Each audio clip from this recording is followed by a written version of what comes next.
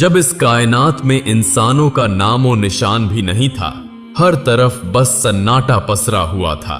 न कोई आवाज गूंजती थी, न कोई हरकत नजर आती थी, न कोई जानवर था, न कोई परिंदा, बस खामोशी का आलम। तभी एक दिन अल्लाह रब्बुल आलमीन ने अपने तमाम फरिश्तों को पुकारा और फरमाया, ऐ मेरे फरिश्तों, मेरे अर्श ए अज़म के करीब इकट्ठा हो जाओ। अल्लाह का हुक्म मिलते ही अनगिनत फरिश्ते रोशनी की लकीरों की तरह चमकते हुए एक जगह जमा हो गए। सब अदब से खड़े हो गए, निगाहें झुकी हुई। फिर अल्लाह ताला ने इरशाद फरमाया, मैं जमीन पर अपना एक नुमाइंदा भेजना चाहता हूं। यह सुनकर फरिश्तों के बीच हलचल सी मच गई। उनके चेहरों पर हैरानी उभर आई, दिलों में सवाल उठने लगे। उन्होंने बड़े अदब से अर्ज किया, ऐ हमारे परवरदिगार, क्या आप ऐसी मखलूक को जमीन पर उतारना चाहते हैं जो वहां फसाद फैलाएगी, खून खराबा करेगी, जबकि हम तो हर लम्हा आपकी तस्बीह और इबादत में मशगूल रहते हैं। फिर नई मखलूक की क्या जरूरत है? फरिश्तों की ताज्जुब भरी बात सुनकर अल्लाह रब्बुल आलमीन ने फरमाया, ऐ फरिश्तों, मैं वो जानता हूं जो तुम नहीं जानते। कौन मेरी इबादत करेगा, कौन नाफरमानी करेगा, इसका इल्म सिर्फ मेरे पास है। मैंने तुमसे मशवरा नहीं मांगा, बस तुम्हें अपनी मर्जी बता रहा हूं। यह कलाम सुनकर फरिश्तों के दिल कांप उठे। उन्होंने अपनी गुस्ताखी महसूस की और फौरन तौबा करते हुए सजदे में गिर पड़े। सबने माफी मांगी और अल्लाह ने उनकी तौबा कबूल कर ली। इसके बाद अल्लाह ताला ने अपने 4 अजीम फरिश्तों हजरत जिब्राइल, हजरत मीकाइल, हजरत इसराफील और हजरत अजराइल अलैहिस्सलाम को बुलाया। 4 फरिश्ते अदब से हाजिर हो गए। सबसे पहले अल्लाह ने जिब्राइल अलैहिस्सलाम को हुक्म दिया, ऐ जिब्राइल, जमीन पर जाओ और वहां से एक मुट्ठी मिट्टी लेकर आओ जिससे मैं अपना खलीफा पैदा करूंगा। जिब्राइल अलैहिस्सलाम जमीन पर उतरे और मिट्टी उठाने लगे तो मिट्टी दर्द से रोने लगी। उसने गिड़गिड़ाकर कहा, ऐ जिब्राइल, मुझे कहां ले जा रहे हो? जिब्राइल अलैहिस्सलाम ने फरमाया, मैं तुम्हें अल्लाह के पास ले जा रहा हूं। वहीं से एक ऐसी मखलूक पैदा होगी जो जमीन पर उनका नुमाइंदा बनेगी। यह सुनकर मिट्टी और जोर जोर से रोने लगी। बोली, मुझे मत ले जाइए। मुझसे जो इंसान पैदा होंगे वो अल्लाह की नाफरमानी करेंगे। जब अल्लाह का अजाब उतरेगा तो मैं भी तो उसमें शामिल होंगी। उसके गजब को सहने की ताकत मुझ में नहीं है।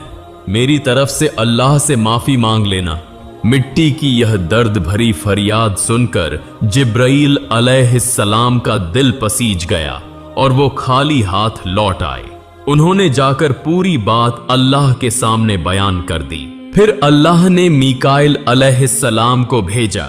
वो भी जमीन पर उतरे, मगर मिट्टी ने वही दर्द दोहराया और मीकाइल अलैहिस्सलाम भी खाली हाथ लौट आए। तीसरी बार इसराफील अलैहिस्सलाम को भेजा गया, मगर मिट्टी की पुकार सुनकर उनका दिल भी भर आया और वो भी मिट्टी उठाए बिना लौट आए। अब तक तीनों फरिश्ते खाली हाथ वापस आ चुके थे। आखिरकार अल्लाह रब्बुल आलमीन ने अजराइल अलैहिस्सलाम को भेजा।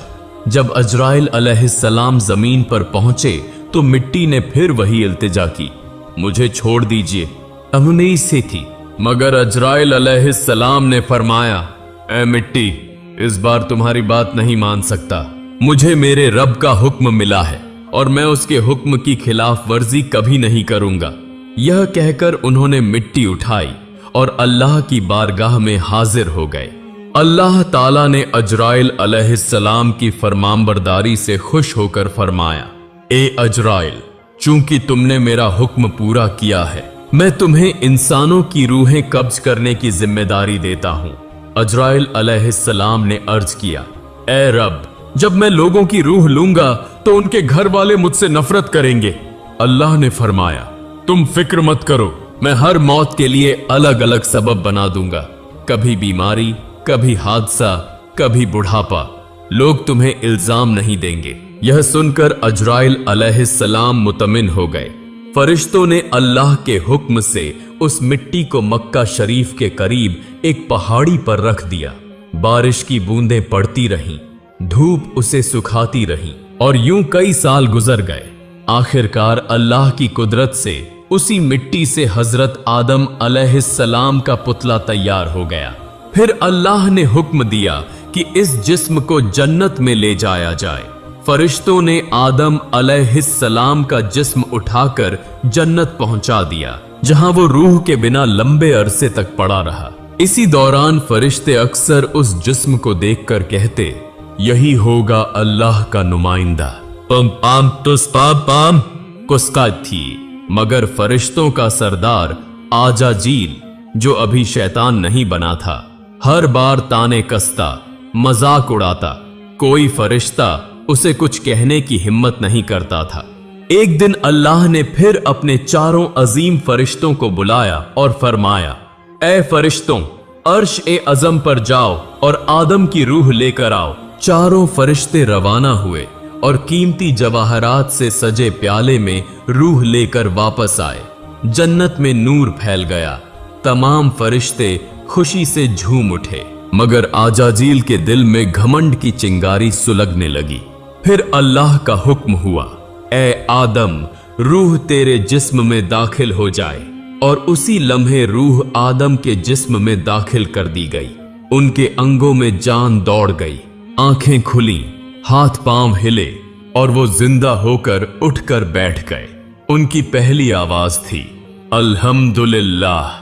अल्लाह रब्बुल आलमीन इस कलाम से बहुत खुश हुए। आदम अलैहिस्सलाम ने अपनी जिंदगी की पहली नेमत मिलने पर 2 रकात नमाज अदा की और अल्लाह ताला के सामने शुक्र अदा किया। नमाज पूरी हुई तो फरिश्ते एक खूबसूरत तख्त लेकर आए, जिसे हीरे, जवाहरात और चमकते सोने चांदी से सजाया गया था। अल्लाह के हुक्म से आदम अलैहिस्सलाम को उस तख्त पर बैठा दिया गया। चारों तरफ फरिश्ते अदब, इज्जत और मोहब्बत से झुके खड़े थे। फिर अल्लाह ताला ने इरशाद फरमाया, ऐ मेरे फरिश्तों, आदम को इज्जत दो और उन्हें सजदा करो। अल्लाह का हुक्म मिलते ही लाखों करोड़ों फरिश्ते सजदे में गिर पड़े। हर तरफ नूर का समुंदर फैल गया। जब फरिश्तों ने सजदे से सिर उठाया तो देखा कि सिर्फ आजाजील खड़ा रह गया है। उसके चेहरे पर नफरत, घमंड और हठ साफ झलक रहा था। अल्लाह ताला ने कड़े लहजे में पूछा, ए आजाजील, तूने मेरे हुक्म को क्यों नहीं माना? आजाजील ने घमंड से भरी आवाज में जवाब दिया, आपने आदम को मिट्टी से पैदा किया और मुझे आग से बनाया। आग की फितरत ऊपर उठने की है, जबकि मिट्टी नीचे झुकती है। तो अगर किसी को सजदा करना चाहिए था तो आदम को मुझे करना चाहिए, न कि मुझे उन्हें। उसकी ये बात अल्लाह रब्बुल आलमीन के गजब को भड़का गई। अल्लाह ने फरमाया, ए नाफरमान, मेरी बारगाह से निकल जा। तूने मेरे हुक्म की तौहीन की है। तू लानत का हकदार है और हमेशा के लिए धिक्कारे हुए लोगों में शामिल कर दिया गया। उस लम्हे से जो फरिश्तों का सरदार था, वो गिरकर इब्लीस और शैतान कहलाया। जन्नत से निकाले जाने पर शैतान रोने लगा और बोला, ए अल्लाह, मैंने इतने अरसे तक तेरी इबादत की है, तेरे बंदों को सिखाया है, तेरी राह में खिदमत की है।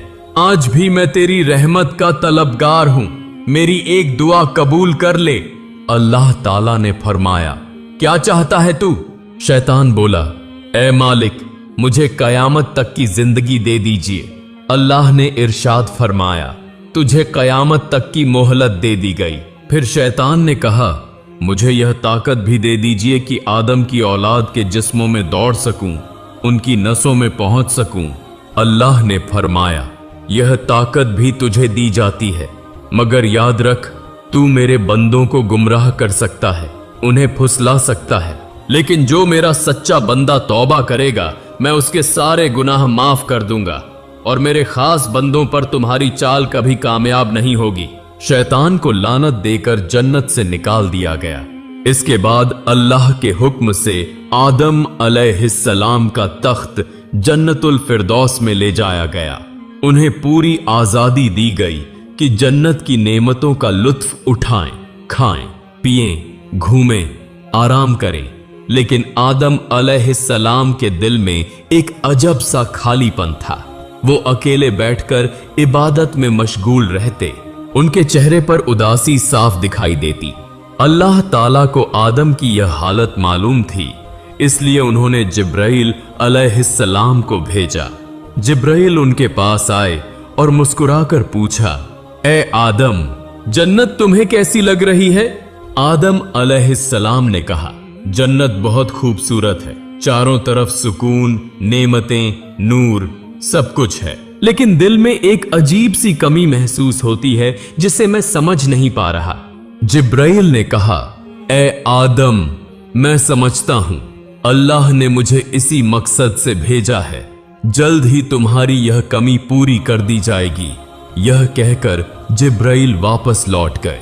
अगले दिन फजर से पहले जब आदम अलैहिस्सलाम हल्की नींद में थे, तभी जिब्राइल अलैहिस्सलाम अल्लाह के हुक्म से उनके पास तशरीफ लाए। उन्होंने आदम की बाईं पसली से एक हड्डी निकाली, उस पर चमड़ा और गोश्त चढ़ाया, उसमें नूरानी सांस फूंकी और इस तरह एक नई तख्लीक का आगाज हुआ। वह हड्डी नूर में नहाई और कुछ देर में एक हसीन पाक औरत का रूप ले लिया, जिसका चेहरा चांद से ज्यादा रोशन था।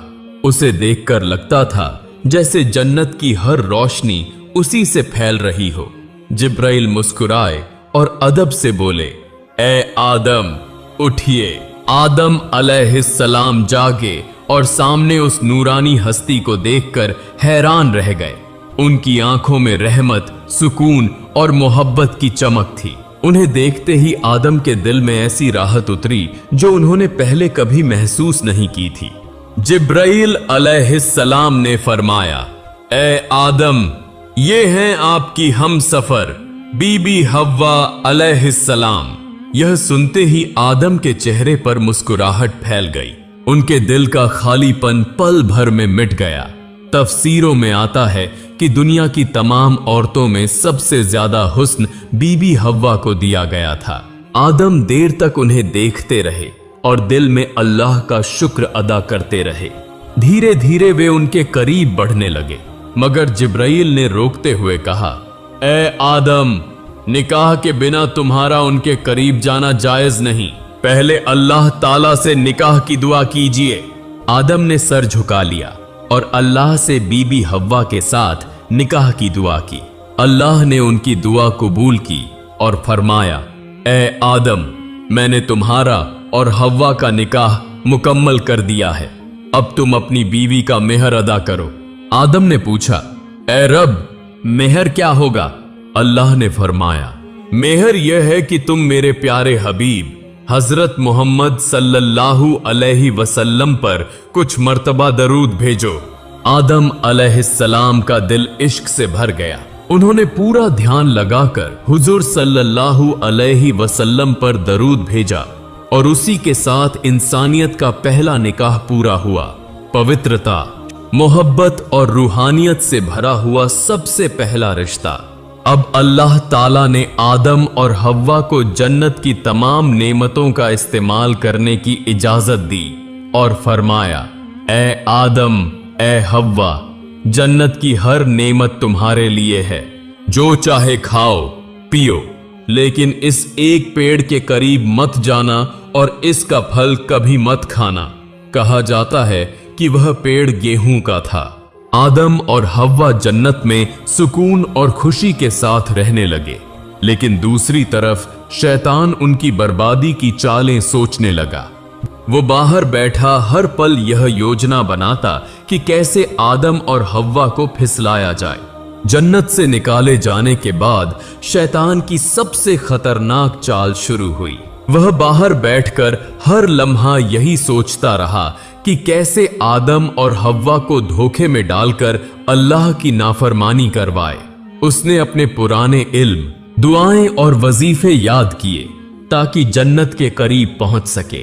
बहुत कोशिशों के बाद वह जन्नत की हद के पास पहुंच गया, जहां उसने देखा कि एक खूबसूरत मोर दीवार पर बैठा है।